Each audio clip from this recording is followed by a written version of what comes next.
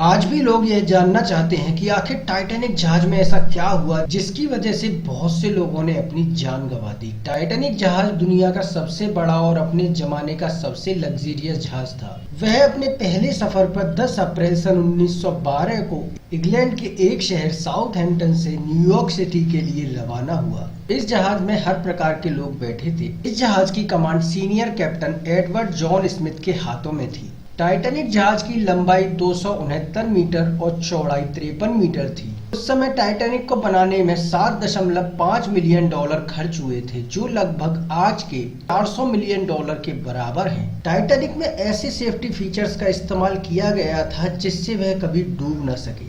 अपने सफर पर निकलने के 2 दिन बाद यानी 12 अप्रैल सन 1912 को आइसबर्ग्स की वार्निंग मिलने लग जाती हैं। इन वार्निंग्स को सीरियसली लिया जाता है। कई बार टाइटैनिक की दिशा को बदल दिया जाता है पर उसकी स्पीड को कम नहीं किया जाता। 14 अप्रैल सन 1912 को एक साथ 7 वार्निंग मिलती हैं पर उन्हें इग्नोर कर दिया जाता है। 14 अप्रैल की रात फ्रेडरिक फ्लीट को सामने एक बहुत बड़ा आइसबर्ग दिखाई देता है और वह इसकी जानकारी ऑफिसर्स को तुरंत देता है और बताता है कि हमारे सामने आइसबर्ग है, जहाज की दिशा को जल्दी बदलें। परंतु दिशा बदलने में देरी होने के कारण टाइटैनिक आइसबर्ग से टकरा जाता है। ये आइसबर्ग टाइटैनिक के बो से टकराता है। बो जहाज का वह हिस्सा होता है जो जहाज के आगे की तरफ होता है। वैज्ञानिक यह भी बताते हैं कि वह आइसबर्ग लगभग फुटबॉल ग्राउंड के बराबर था।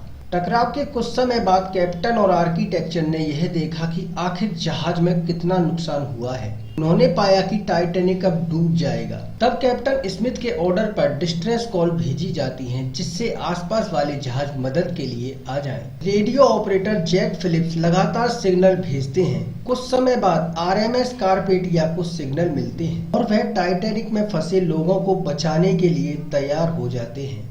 परंतु समस्या यह थी कि आरएमएस कारपेटिया जहाज लगभग 110 किलोमीटर दूरी पर था, जिसे टाइटैनिक तक पहुंचने में लगभग 3.5 से 4 घंटे का समय लगता। और समस्या यह थी कि क्या आखिर इतनी देर तक टाइटैनिक जहाज बचा रहेगा। इसके बाद कैप्टन स्मिथ ऑर्डर देते हैं कि पैसेंजर्स को लाइफ बोट के जरिए इवैक्यूएट किया जाए, क्योंकि धीमे धीमे जहाज के कंपार्टमेंट्स में पानी भर रहा था। जैसे ही टाइटैनिक डूबने की खबर पैसेंजर्स को लगी तो वह घबरा गए और पैनिक करने लगे।